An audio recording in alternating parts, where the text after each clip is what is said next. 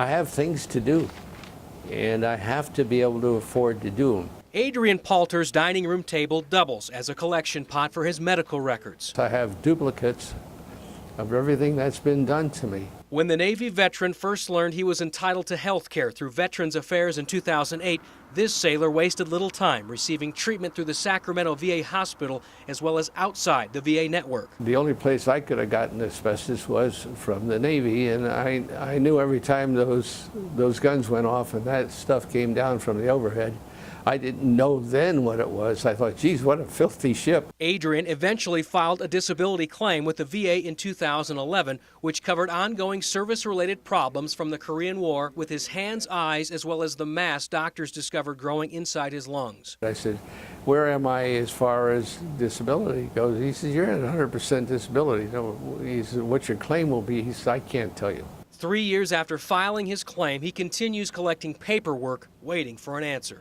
I was getting letters stating we're working on your claim, and that was almost monthly there for a while, and then it's just stopped completely. The VA is separated globally into 23 VISNs, short for Veterans Integrated System Network. In Sacramento, Adrian falls in VISN 21, the Northern California healthcare system. News 4 recently obtained a copy of an email sent August 28th from one of the supervisors who oversees veterans benefits in that region to claims processors in his office.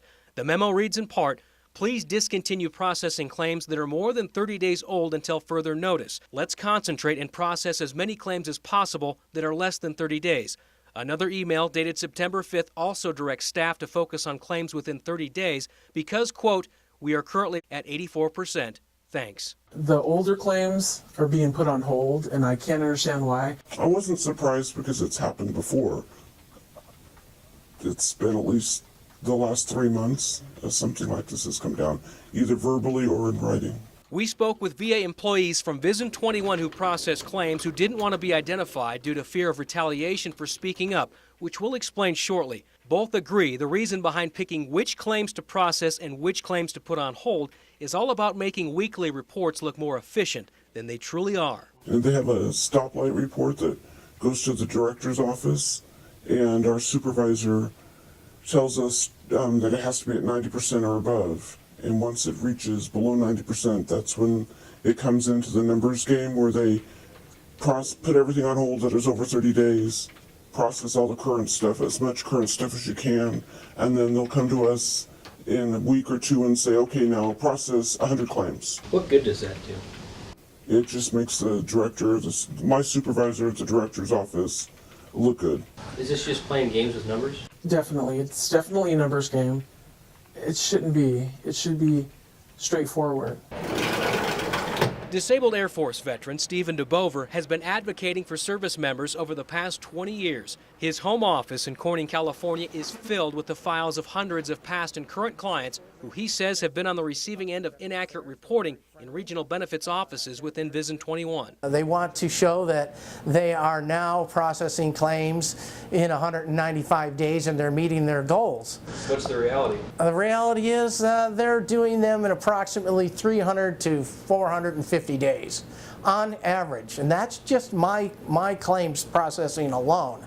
Please discontinue processing claims that are more than 30 days. After reading the email we obtained for the first time, the truth began to sink in. When you wait 3 years for an answer that you expect in 160 days, then 260 days, a year, if it's going to take a year, fine. 3 years? No, that's wrong. That's wrong. Veterans Affairs Secretary Bob McDonald emailed me last week indicating he was unaware of the issue raised by employees but vowed to look into it. We asked representatives from the VA Northern California healthcare system about emails directing employees to process only claims inside 30 days, as well as what their response is to veterans whose claims are being put on hold. Late Monday afternoon, they offered their official response, saying in part, The current allegations of employees being directed to dismiss bills over 30 days is not acceptable and is currently under review by our leadership team. Our goal is to meet our metrics truthfully and ensure our veterans' bills in the community are being paid promptly and accurately. Claims that age more than 30 days often require more thorough evaluation, such as a clinical review, medical documentation, and eligibility requirements. VA Northern California Health System is dedicated to evaluating where we can improve this process. But that's not the only issue that was raised. According to the whistleblowers, when veterans with outstanding claims call for status updates, processors have to lie about what's really going on. You can't tell them that it's sitting there. Sometimes I do get a little bit, I tell them, hey, we've got it probably, hasn't been scanned. I can say that, because it's the truth, but I don't say it's going to be scanned in 2 weeks. What would happen if you told the veterans the truth? Oh, all hell would probably break loose. Albeit as painful as it may be to the veteran on the other line, they still need to tell them the truth. What happens to someone who decides, I know better, that's not the right thing to do, and they continue to process claims over 30 days? What happens to that person? Oh, you get in trouble. You get a talking to, or you get ignored, or you get blacklisted. People don't talk to you. Your supervisor won't look at you. That's the culture there? Yes. Where do you take these concerns to? Who can you tell? Who can you talk to? You? I can't take them anywhere else because they won't go anywhere else. I've tried and it doesn't go anywhere. And I think it's a punch in the gut to all the workers that are there, that are trying to do their job. And for an 84-year-old veteran trying to focus on care for his ailing wife while battling cancer of his own, the pain is much more. I do all the caring in this household now because she took care of me. There needs to be a change in certain things, and there needs to be change in this. We shouldn't be a numbers game. No veteran should be a numbers game.